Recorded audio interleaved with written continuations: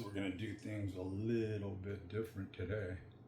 I'd like to look up my blog, but I'd also like to read something that's very important from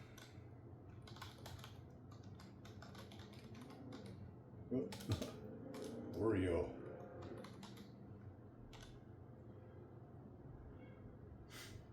So here we are, and we're going to go into the channel. Going to go into posts, and we're going to read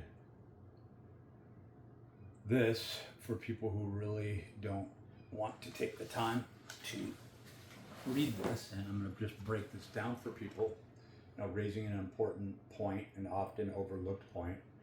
Nutritional recommendations, while well intended, must consider the biochemical individuality, metabolic state, and financial limitations of each person.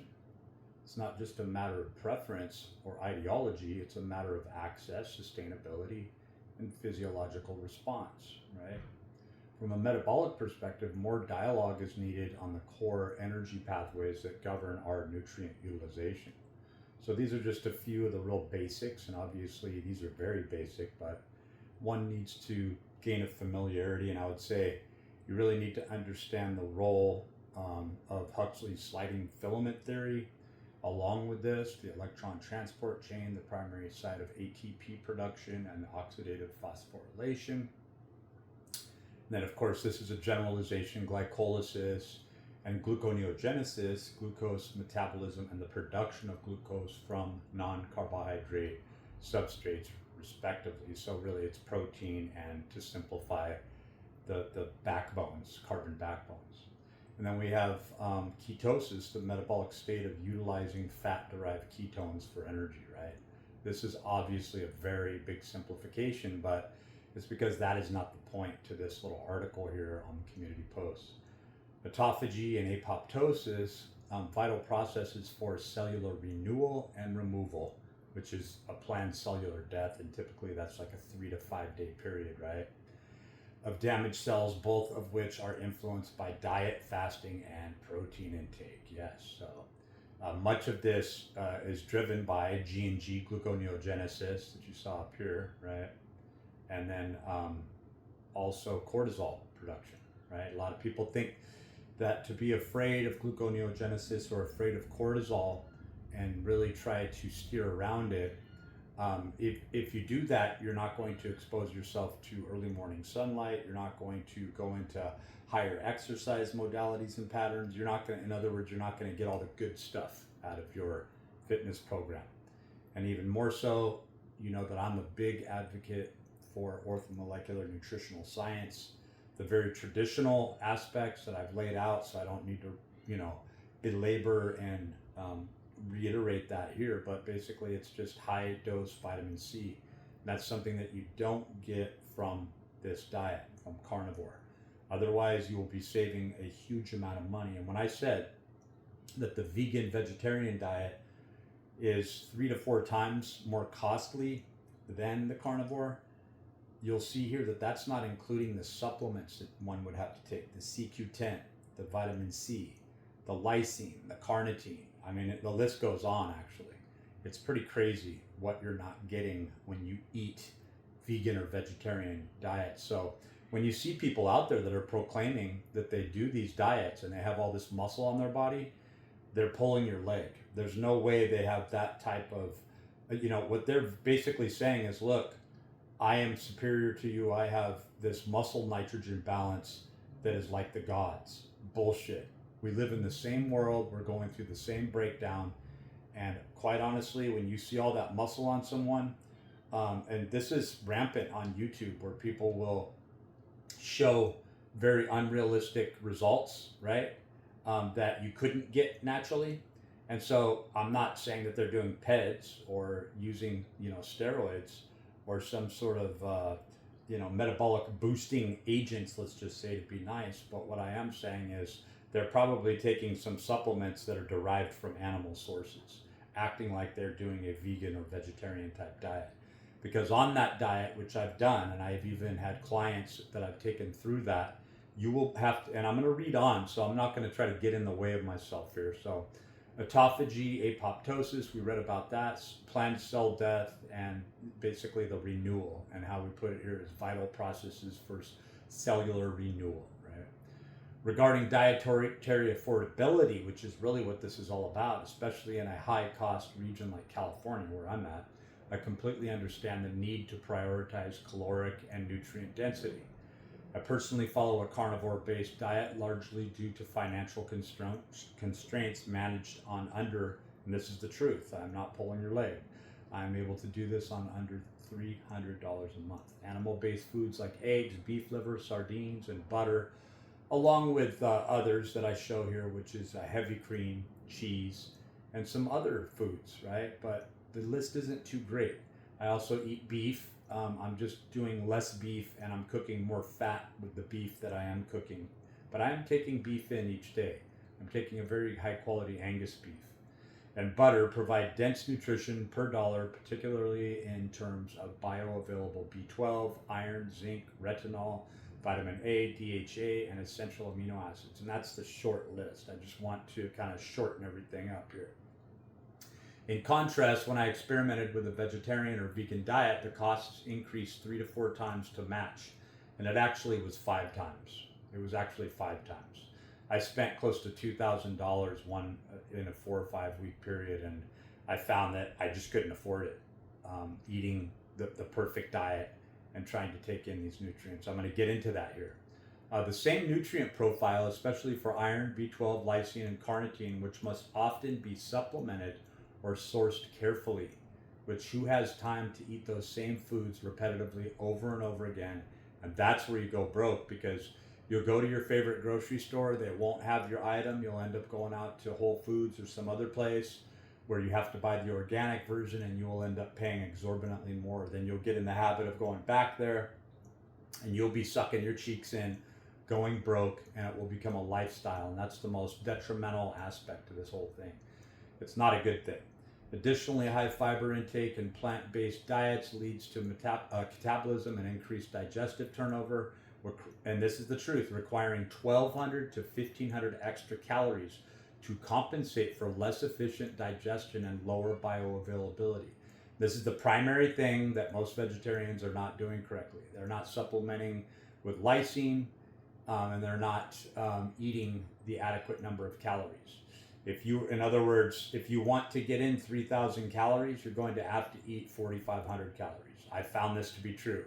And then the more you eat, the more catabolic foods like apples, which actually take more calories to break down and process, right, than they render, along with high fiber foods. So it just increases your metabolic rate. For context, here's a brief cost-benefit comparison of popular dietary frameworks. And here the translation of the brackets didn't work out too well, because there's supposed to be a high, moderate to high, moderate, low to moderate bracket here. And it just didn't. I tried to copy it over from the framework, and it just didn't copy over well. But you can see how, the vegan, as far as having to supplement and so forth, but we're going to skip down here. I may erase that, but it's part of it, so I'm going to leave up the brackets. In closing, nutritional guidance should be contextual, not dogmatic, right? It's critical to consider not just what somebody should eat, but what they can reasonably access and digest, given their metabolic needs and life circumstances. And I understand that, but do understand, and I've wanted to give the advice out to many. I keep coming across these YouTube channels where people are like in stage 4 cancer, right? And I feel terrible, and I want to say something like, do you know about this? Do you know about that? And then I have to bite my tongue, because people are going to do what they do, and you can't save them all. And I've literally worked as a fitness professional, had someone call me in their last week of life. She sounded great. She sounded like she was full of life. I've talked about it before, but I realized there was nothing that I could do. The first thing they usually say is, I'm not going to mess around with my diet. I just want to know if there's something that I could take. They're always trying to take this easy path, but they're so set in their ways. And I'm trying to say, if you want to survive, you're going to have to open yourself up to more cost-effective, nutrient-dense vistas, right? And that's what this video is all about. Standard American diet, SAD, low upfront, high long-term health cost, right? So I have that bracket there as well. It's a little annoying. I don't know why it didn't. I might have to try and get a PDF so I can use that bracket because it's very valuable the way it lays it out, right? In closing, nutritional guidance should be contextual, not dogmatic. We read that. To match the nutrient density of just 1/8 pound, this is a huge caveat. 2 ounces or 56 grams of beef liver. This is a very small amount too. If you saw those strips that I was showing you earlier, right? If you were to cut that in half, that's the amount that we're talking about there. Okay, of beef liver, you'd need a surprisingly large amount of variety of vegan and vegetarian foods. Listen to this: beef liver is one of the most nutrient-dense whole foods food sources, we'll say, available, especially rich in bioavailable vitamin A, retinol, B12, iron, copper, folate, and more. Like, the list is so huge. I mean, I've got it right here, but it just goes on and on and on and on, right? And this is such a small amount of beef liver. But that's about how much you want to take in each day. You don't want to overdo it. You want to undereat beef liver. As excited as you are about beef liver, as long as it took for you to get deficient in certain areas, you're going to have to play that catch-up time, okay? It's just the facts. Vitamin A, retinol, 7,500 to 9,000 micrograms, right? Vitamin B12, 28 to 30 micrograms. Folate, right? So you're going down here and you're looking at all of the profiles, 5 to 6 milligrams of copper. Riboflavin. I mean, if you have a chance to get rid of gray hair and cut the coffee out, and maybe even take in some avocados, because that's a really good complement. Unfortunately, I can't afford those, but I may add in down the road when my weight stabilizes and I'm down to my preferred body fat. I may add in blueberries, other berries, avocado, right, in with my nutrition plan that I'm sticking with here. Protein, 12 to 14 grams, but you have to understand this is very highly bioavailable protein that's in beef liver. Choline, 220 to 250 milligrams. That's huge, right? Plant-based equivalents required to match just 56 grams of beef liver, 1/8 of a pound. Nutrient vegan source and amounts needed. So vitamin A as beta carotene, you would need to eat 4 cups of carrots or 6 cups of kale. Requires conversion in liver 6-to-1 ratio, right? So that doesn't even mean you're getting the vitamin A. There may be other issues. You might have digestive issues. And I guarantee, have you ever eaten 4 cups of cooked carrots every single day? Have you ever eaten 6 cups of kale every single day? Well, this is what you'd have to go through. And this is what I went through, and I was still nutritionally deficient after spending close to $2,000 in 1 month. It's no lie. Vitamin B12, 12 cups fortified nutritional yeast. Who the hell is going to do that? Or B12 supplements, which is what you're going to do.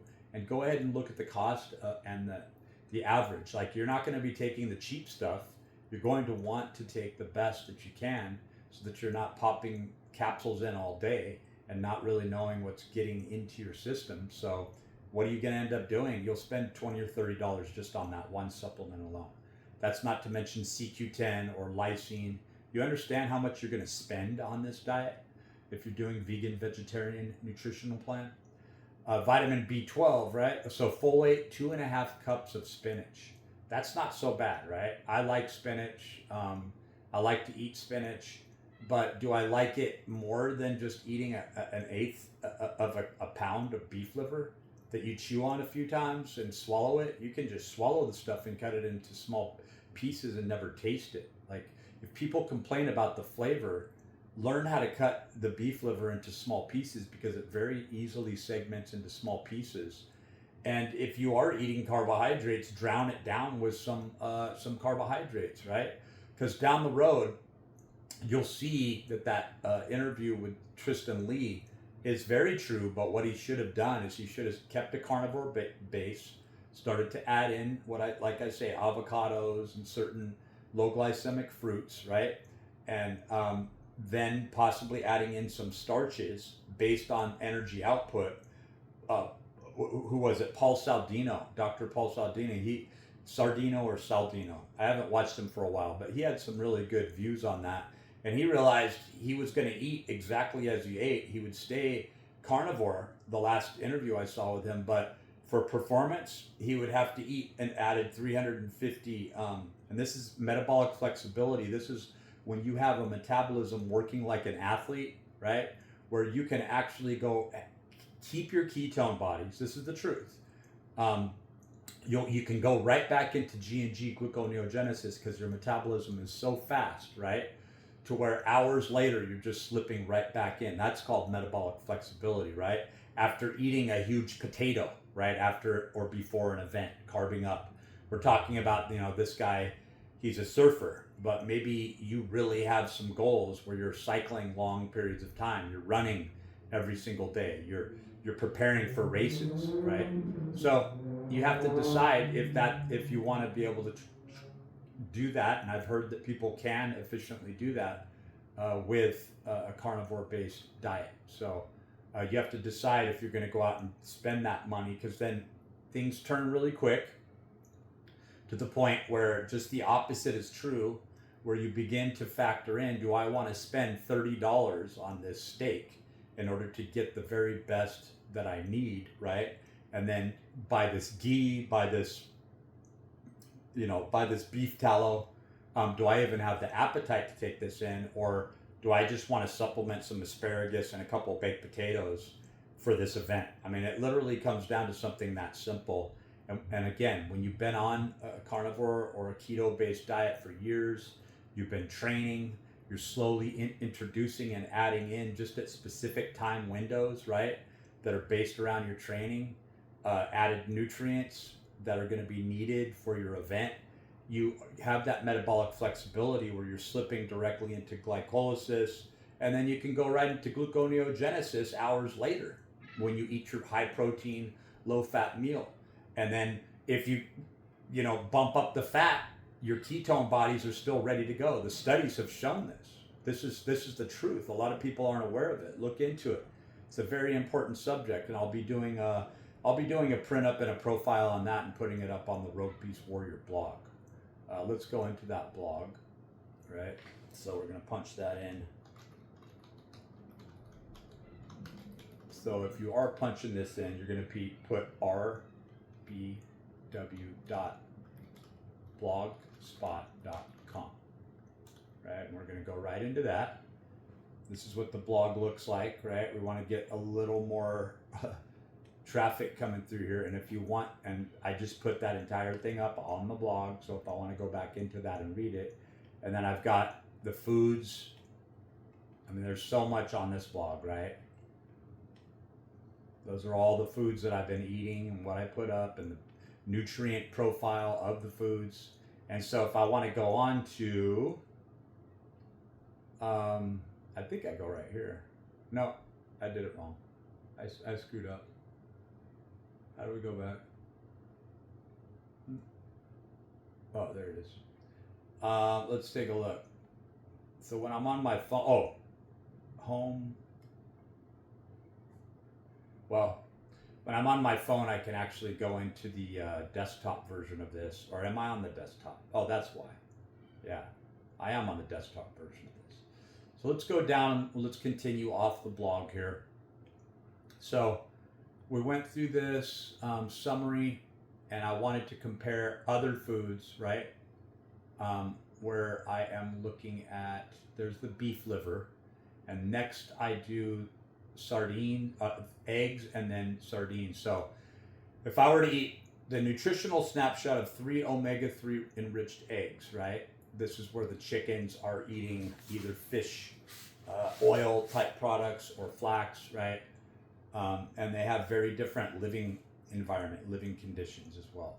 So calories 210, protein 18 to 21. That's high, right? So there's a big similarity here between the beef liver, and you're going to probably eat a little more beef liver than an eighth of a pound. So you want to have it conducive to what would be termed a 3-egg portion, right?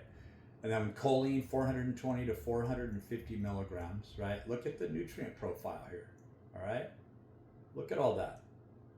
getting the selenium, you're getting the omegas. So this very much complements the beef liver, and it's giving you the things, except for the A, of course, but you're getting the vitamin D, you're getting the omega-3, you're getting in that selenium, right?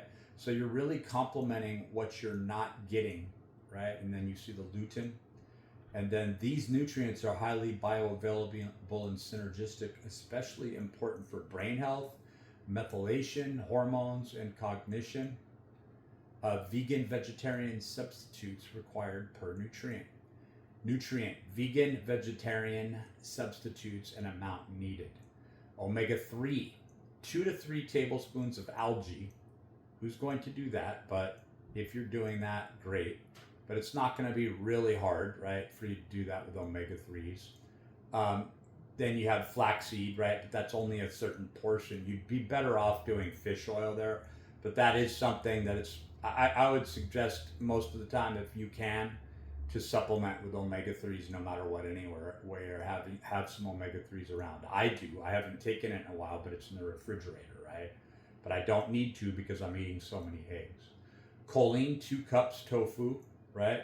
Which a lot of people would do. You'll get your choline in, or 3 cups cooked quinoa. That's also not hard to do, cooked. Protein, one cup cooked lentils. I've done that. I've shown that I prepared lentils, like when I have a fallback and I can't buy, or I have zero money and I can't buy any meat products, right? I've gone back on my staples where I do right. I'm on the poor man's diet, and the only thing available, and I've got it sitting over here as a backup, even though I've got plenty of carnivore, and I'll stay on carnivore as long as I can, as long as I'm getting all those nutrients in. The second the nutrient profile drops off, what do I have waiting for me? I've got lentils and I've got rice sitting there, right? It's not the most highly bioavailable, digestible foods for me, but it also adds to a metabolic flexibility. Am I afraid of it? No. Am I staying on carnivore most of the time? Yes. Am I very athletic? Do I walk like 7 or 8 miles a day? Do I train just about every day? Yes, I do. And I'm getting back to that area. So I'm thinking about my performance more and more as the time comes up, right? So again, you have 6 to 8 different foods required, right? Which isn't a big deal because you do want variety when you're on a vegan or vegetarian nutrition plan. And especially if you're a lacto-ovo vegetarian where you're taking in milk, and eggs, you could very well do this. And many people who are eating vegetarian do allow themselves that, knowing the high quality proteins and eggs, and they can live with it more, right? Rather than just slaughtering, knowing that an animal has been slaughtered moments before they're eating it, right? At least 2 to 3 supplements likely needed. That's true. But again, keeping the B12 around. Niacin is very good for people who are suffering from schizophrenia. I'm trying to give my son a bottle that I bought the other day when I see him again, and see how that affects him when he's regularly dosing that. Cost usually 2 to 3 times higher than eggs. It's true. Yeah, eggs. The cost effectiveness, especially if you buy cheaper eggs, it could be 5 or 6 times, right? And you're still going to have the omegas in there. It's just going to be far less. Digestive load higher due to fiber, phthalates, and anti-nutrients in plants, and that is true. You do have secondary plant metabolites that a lot of people talk about, right? And especially when a plant is growing in a harsh or hostile condition, or being subject to certain sprays and so forth that aren't necessarily talked about out in the open. You've got Monsanto there. That is the truth. Why eggs are hard to replace. Eggs, especially omega-3 enriched, they pasture raised, are a complete protein, high in bioavailable nutrients, a rare natural source of choline plus DHA, right? Balance for human use in methylation, detox, and neurological health. And you have to consider that, right? And you saw the profile of all those vitamin Bs that come with beef liver. It's amazing. It's insane. You can throw away your B complex supplements. You don't need them. Every single day when you're eating your beef liver and you're eating the carnivore diet, you don't need to take in added vitamin Bs. Final thought, to fully replace 3 enriched eggs on a vegan diet, you need planning, multiple food types, regular supplementation, and you still may not achieve the same efficiency or absorption, and that's the truth.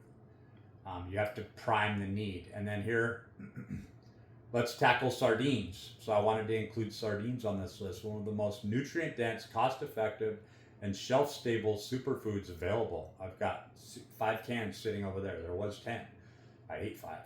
Nutritional snapshot. And I ate 4 and I fed my younger son 1. 3.75 ounces, 1 average can of sardines and water with bones. And that's what I've got over there. Nutrient approximate amount. So again, you have relatively the same size, same calories, right? A little more protein, right? But then here you got the omegas. Look at how many omegas are in there. You couple that with eggs, right? And you throw some beef liver in there.